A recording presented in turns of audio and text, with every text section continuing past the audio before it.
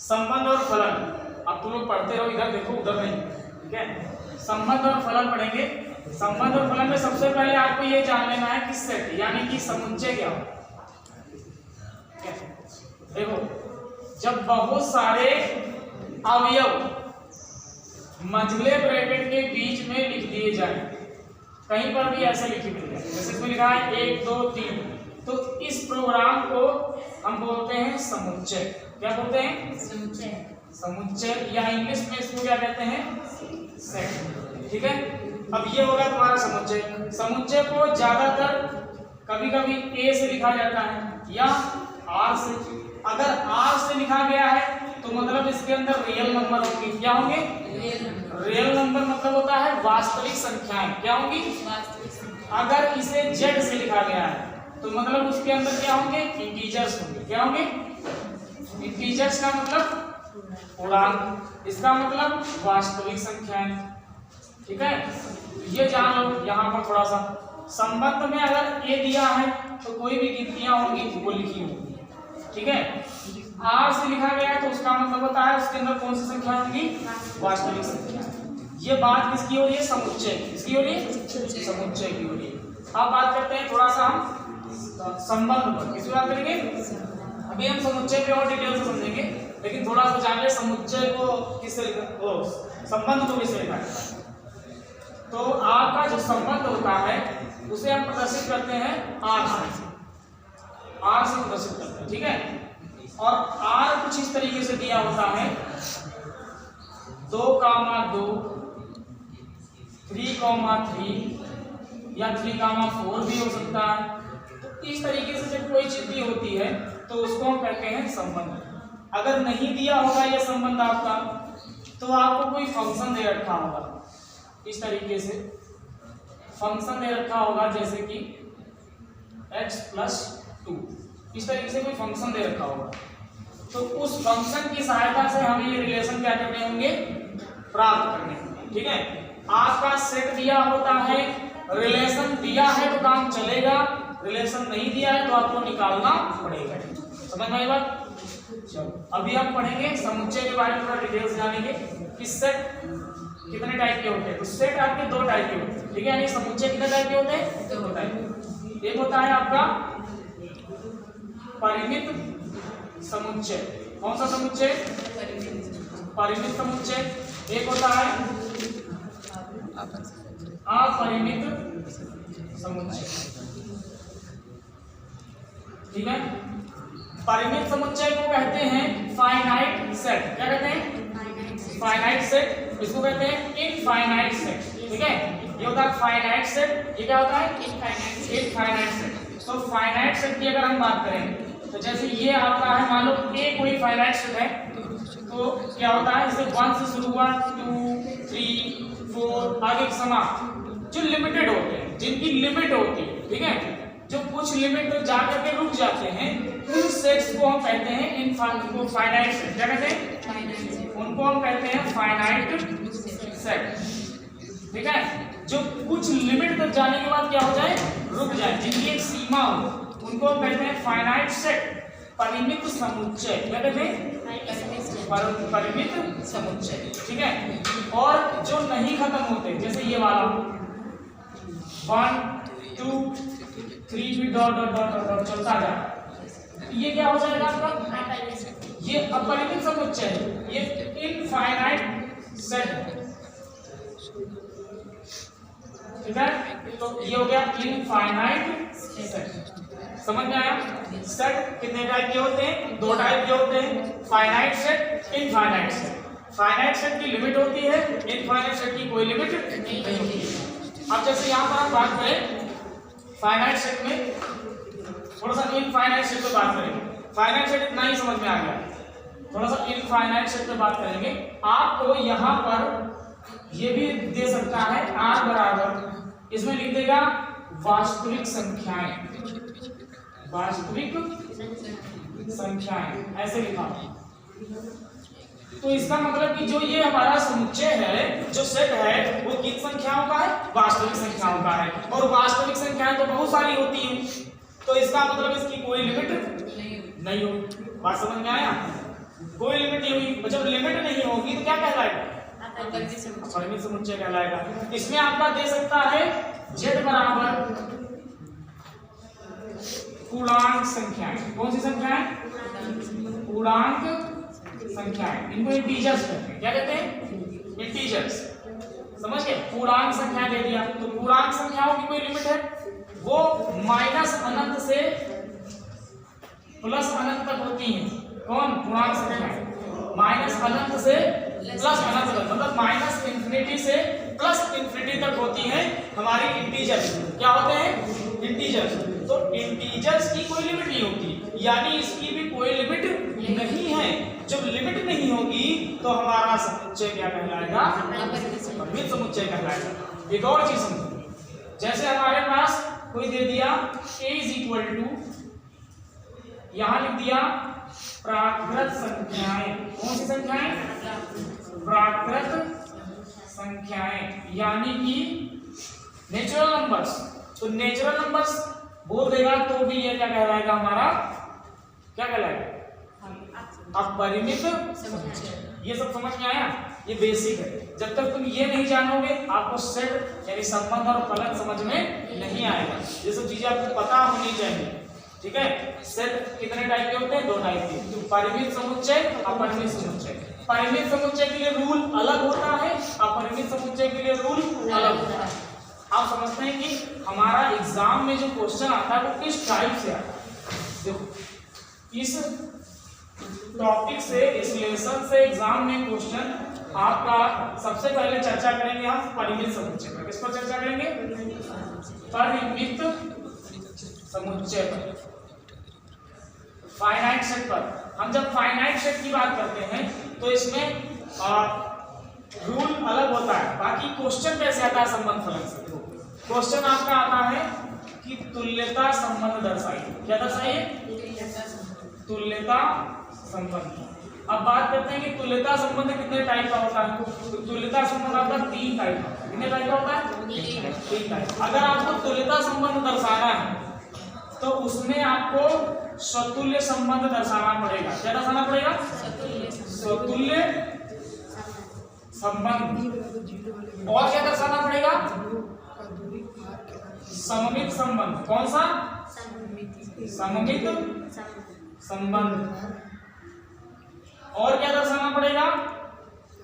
संक्रामक संबंध। कौन सा?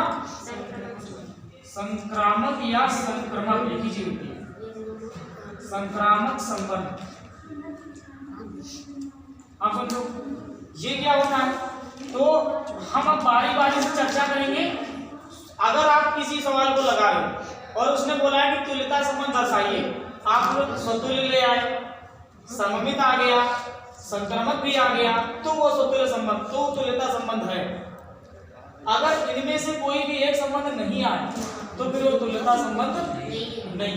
आई बात समझ में? एक और चीज, ये अलग अलग करके भी आता है। क्वेश्चन तोड़ तोड़ के दे देगा, कहेगा ये सवाल है स्वतुल्य संबंध दर्शाइए, तो आपको एक कम नंबर में आएगा। बोलेगा सममित संबंध दर्शाइए तो भी कम नंबर में होगा, संक्रमक संबंध दर्शाइए तो भी कम नंबर में होगा। या बोल देगा स्वतुल्य प्लस सममित है या नहीं है, या बोल देगा सममित प्लस संक्रमक है या नहीं है। ये सब तुम्हारा आ सकता है तोड़ मोड़ के, और ये ऑब्जेक्टिव टाइप में ज्यादा पूछता है। ठीक है? ऑब्जेक्टिव टाइप में क्वेश्चन इससे ज्यादा बनने के चांसेस रहते हैं। तो हम चर्चा करेंगे बारी बारी से तीनों पर। समझ में आ रही बात? तीनों पर चर्चा करेंगे। तो सुनो, सबसे पहले हम चर्चा करते हैं स्वतुल्य पर। किस पर? स्वतुल्य पर। ठीक है? सबसे पहले चर्चा किस पर करेंगे? स्वतुल्य संबंध।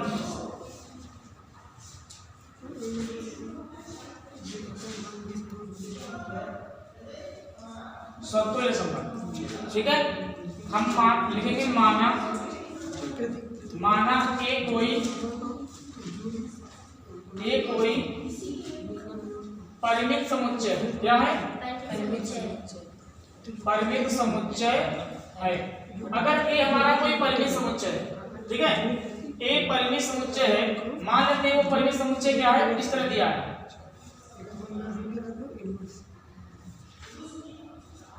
1 2 3, ठीक है। और रिलेशन आपको दे दिया है 1,1, 2,2, 3,3, ये आपको रिलेशन दे दिया है। और आपसे पूछा है कि चेक करो ये सममित सतुल्य संबंध है या नहीं। आपको चेक करना है कि ये जो है रिलेशन ठीक है, ये जो रिलेशन है इस ए के साथ, यानी संबंध जो हमारा है वो समुच्चय के साथ सतुल्य संबंध रखता है या नहीं। सेम जैसे कह दे कि चेक करो राम सीता का पति है या नहीं, वही सिस्टम। वहां पति पत्नी का संबंध है, यहाँ कौन सा संबंध है? सतुल्य का संबंध है।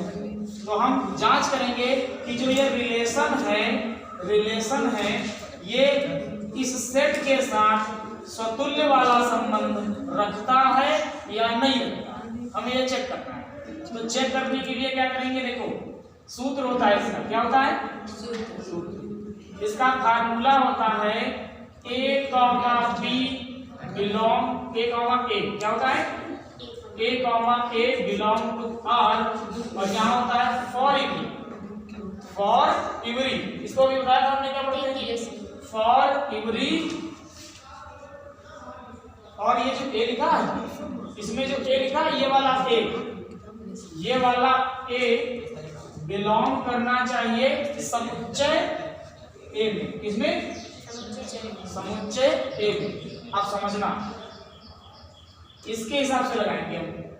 इसको कहते हैं भुज, इसको कहते हैं कोटि, इसको क्या कहते हैं भुज, इसको क्या कहते हैं कोटि। सतुल्य संबंध का एक नियम है कि जितना भुज होगा कोटि उतनी ही होनी चाहिए। जितना भुज होगा कोटि उतनी ही होनी चाहिए। देखो हम यहाँ से चलेंगे सतुल्य संबंध में, हम कहाँ से चलते हैं? सेट से। कहाँ से चलते हैं? सेट से। समुच्चय से। समुच्चय ये दिया था, यही से चलेंगे। पहला अवयव उठाएंगे 1, पहला क्या लिखा 1। अब हमने अगर भुज को 1 लिखा है तो कोटि भी कितनी लिखनी पड़ेगी? वो अपने मन से हम लिखेंगे रूल के हिसाब से। जैसे यहाँ भुज क्या था A, तो कोटि भी क्या थी? अब हमने भुज लिखा है 1 तो कोटि भी क्या लिखनी पड़ेगी 1। ये कहीं से लाए नहीं हम, ये लाए कहाँ से? A से। आगे 1,1 बिलोंग टू R। बिलोंग का मतलब है मिलना, मतलब ये जो है हमारा 1,1 ये R में मिलना चाहिए। अगर मिल रहा है तो बिलोंग टू, और नहीं मिल रहा है तो नॉट। काट देते, जब काट देते तो बन जाता है नॉट बिलोंग। तो ये मिल रहा है किसमें? R में। चेक करो चेक करो चेक करो, मिल रहा है कि नहीं मिल रहा है? ये देखो R लिखा है, R में 1,1 है कि नहीं है? यानी ये मिल रहा है। अगर ये मिल रहा है तो बिलोंग टू होगा, नहीं मिल रहा है तो नॉट बिलोंग टू हो जाएगा। समझ में आई बात? आगे देखो क्या लिखा है फॉर एवरी, लिख लो इसे। फिर लिखा है A का मतलब यहाँ कौन है 1। बिलोंग करना चाहिए किसमें? A में। देखो 1 बिलोंग करेगा, यानी 1 मिलेगा A में, देखो मिलेगा। समझ में आया?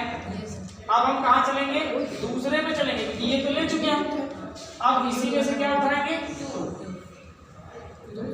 तो भुज हमने 2 लिखा तो बिलोंग टू R। चेक करो बिलोंग करेगा,